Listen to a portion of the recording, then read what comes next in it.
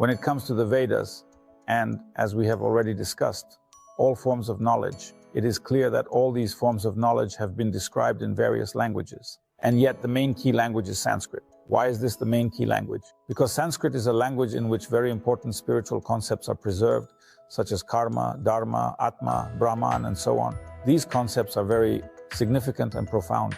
And if I speak, for example, in the language of a computer specialist using terms like hard drive, processor, flash drive, and so on, then a person who is familiar with computers understands me very well. A person who is not familiar with computers, when I say the word hard drive to him, thinks that something hard is also round besides. Yes, that is to say, he cannot understand what it is, and even more so, he cannot comprehend that there are certain volumes of information on this hard drive. Similarly, Sanskrit is a specific terminology applied to the spiritual and scientific phenomena of this world. And for example, the word Bhagavan is the word for God in Russian.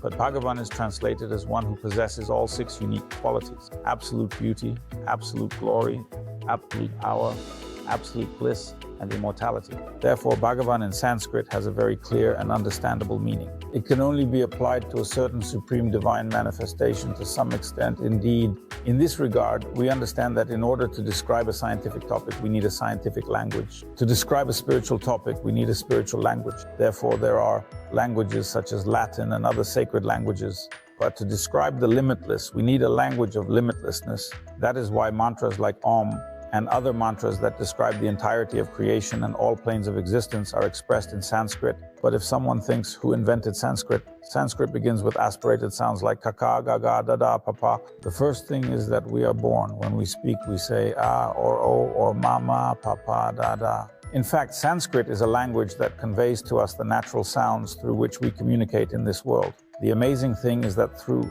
sound we can grasp meaning.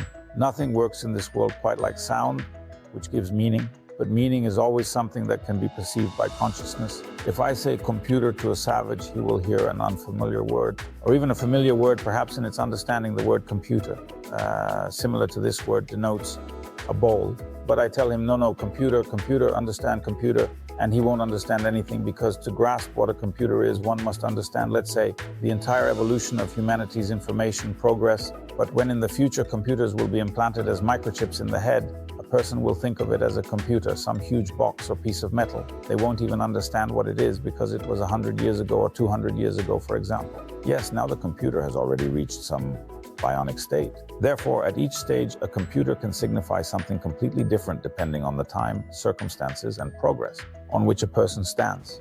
And one should not think that Vedic terms do not possess the same relevance. Although they may have very deep meanings, people can perceive them quite superficially. Conversely, the opposite can also be true. If we think about it, some bearded yogis, some people, were saying very simple words. For example, a bearded Einstein is communicating with some other bearded physicist, and they are discussing simple formulas like pi h squared, or such and such theorem. Then to an ordinary person, it may seem that these bearded individuals are speaking in some very incomprehensible primitive language, like what is pi h squared and so on. They are saying some words that mean nothing to me. But for mathematicians, this is a huge, so to speak, effort of explanation and conclusions, proofs and reflections. And so the mathematician sees the world in a unique way. He sees the world through numbers, and he sees it differently. The Pythagoreans had 2 branches. These were mathematicians and philosophers. And why do mathematicians hold an exactly important position? This is because if we did not have mathematicians in this world, there would be no programming languages, no technologies, and nothing at all. And note that there is such a concept as software and hardware, meaning hard iron and soft. And soft is always something subtle. But it is the subtle consciousness formulated through special languages and symbols that makes the iron work. And we understand that this iron does not function without consciousness. And consciousness is primary. And therefore, the universe that exists in this world is built on coarse and subtle elements. And the reason for all the coarse is the subtle processes. Therefore, there are always such processes. The movement of the primordial elements of time on the planet, and although it seems to us externally in the outer world that only some material bodies or material spaces are moving, nevertheless we understand that all of this is a subtle component. An example is very simple: a computer game. In a computer game, there can be flying asteroids or spaceships, but we know that the essence of all this is pixels. Yes, pixels and numbers. But someone turned this set of pixels and digits into a spaceship. Someone turned pixels and numbers into asteroids. Therefore, for someone playing a computer game, a catastrophe is about to happen. But for someone who accepts the program, nothing will happen. It's just pixels and numbers. Therefore, for some people, the material world is a drama, while for a yogi, the material world is, let's say, a process that occurs in consciousness. And so we always remember that there is an external phenomenon, and there is the consciousness of the perceiver, how we see the world, how we perceive the world. And for this, in order to gain a more subtle perception of the world, we need knowledge. Therefore, an uneducated person cannot understand how technology works or understands it only superficially. An educated person who understands programming or physics and chemistry can comprehend certain processes. But the deeper we delve into the world, the more we see that behind all processes lie other processes such as quantum physics, in which the primary particle is unpredictable. And we must remember that it is the primary particle, which is unpredictable, that can behave in a completely unpredictable manner. All other chains of physical processes can be calculated in one way or another. The connection of atoms and elements, the more data we have, the more we can create a graph showing how this process occurs. But the original element is unpredictable. Why? Because that is what quantum physics says. And so is the Lord. He is the original beginning of everything.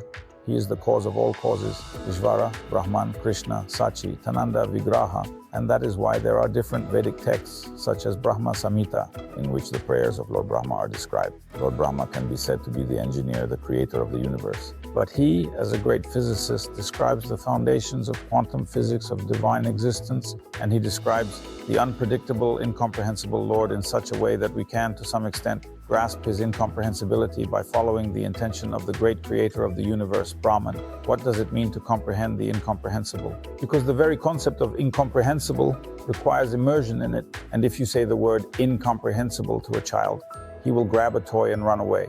But if you say incomprehensible to the creator of the universe, he will explain to you why he is incomprehensible, why such a nature is inherent in him, and at the same time, he fully controls all processes in this world. And someone might say, wow, what a unique approach to spirituality. Yes, because very often when we talk about what the Vedas are, it is the revelation of the sages. In the ancient world, sages were called rishis, derived from the Sanskrit word drishti, to see, vision. Those who possess vision are the seers. One could say that if everyone else is blind in this world, they may walk by touch, but only the one who sees can see the path and carve out a way for themselves. Therefore, those who are blinded by illusion and ignorance in this world perceive the Vedas by touch. I can touch the book, a thick book. Are there any signs on it? Any dots that I can recognize? But those who possess the vision of this spiritual knowledge are not only able to see it themselves, they are also capable of transmitting this knowledge to others, as Krishna says in the Bhagavad Gita, through quantum consciousness. That is, consciousness like water. When the teacher and the student meet, this consciousness, like two waters, begins to mix, and that water, with great purifying potential, purifies another water. Therefore, it can indeed be said that very pure water and very murky water meet, and there occurs a certain metaphysical phenomenon, and thus this consciousness is purified and subsequently becoming extremely subtle for perception. Thus one can metaphorically speak of the method of studying the Vedas, where in ancient times there was always a student and a teacher, and the books are what, so to speak, the students recorded from. The words of the teacher or guru were recorded from the understood name. In this regard, writing appeared not so long ago, because in earlier times people had phenomenal memory and remembered everything. Our brain, our consciousness has a phenomenal memory. We, the scientists themselves, say, use it only to a few percent. So the ancient mystics, so to speak, through the practice of yoga and a kind of self-awareness, were able to widely utilize their inner computer, their inner consciousness. They used their fingers as a keyboard, creating different mudras, connecting various elements, and the nadis through which prana flows, the life energy, information, so to speak, act on the subconscious of a person. And all these techniques can be seen in one way or another in yoga classes. So, however, it must be honestly acknowledged that most people who try to do this do not even understand what they are doing, because they do not have a deep understanding of human physiology and the principles of consciousness.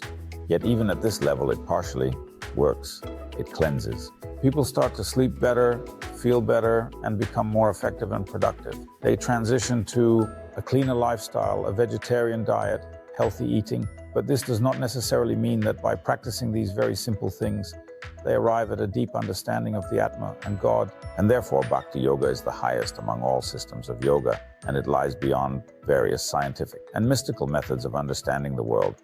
Because in this method of understanding the world, the Lord reveals himself through his amazing nature. Imagine it is not you trying, nor an anthill, nor a microbe trying to climb onto the nail of God and touch it. What is this nail? It seems to him that it is a mountain nail, but in reality it is just a small toenail on his foot. And the Lord, from his great height and boundlessness, begins to reveal himself to his devotees, for he possesses love for all living beings. And so, when a living being understands that this is not an attempt of my ascent to the mountain of knowledge, but rather that the mountain begins to speak with me, yes, attempts at ascension are undoubtedly important. Otherwise, why would the mountain want to start a conversation with you? But in this spiritual mountaineering, it is as if the mountain itself lifts you up. Yes, it does this so that you don't relax, so you don't think, well, that's it, I've sat down, and now I'm just going to ride the escalator. I don't need to do anything else. No.